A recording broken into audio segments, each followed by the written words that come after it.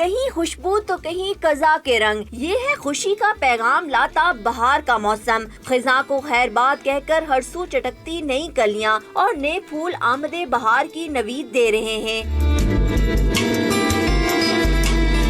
इस्लामाबाद की शाहराहों के किनारे खिलते सब्जे में लहराते जर्द फूलों की नजाकत और खूबसूरती रंगों के इस मौसम की दिलकशी और भी बढ़ा रही हैं। इन फूलों को देखकर शहरियों का मिजाज भी खुशगवार हो जाता है। खिले हुए फूल, कलरफुल फ्लावर्स होते हैं, वो और भी ज़्यादा अच्छे लगते हैं और इस मौसम को और अच्छा बनाते हैं, अट्रैक्ट करते हैं। लेकिन ये पीले फूल जो होते हैं ये ग्रीन ग्रास में ज़्यादा अट्रैक्ट करते हैं, ज़्यादा अच्छे लगते हैं। आजकल तो बाहर का मौसम है, सब जगह फूल खिले हुए हैं और येलो फूल तो वैसे ही मेरे बहुत फेवरेट है। हवा में लहराते ये फूल नवीद दे रहे हैं कि मौसम बहार को भी अपने जोबन पर आना है। मौसम बहार को खुशामदीद कहते ये नन्हे फूल गुलो गुलजार की इस दुनिया को और भी सहरंगेज बना रहे हैं। कैमरामैन मुदस्सिर दाऊद के साथ फजिया हनीन, डॉन न्यूज़, इस्लामाबाद।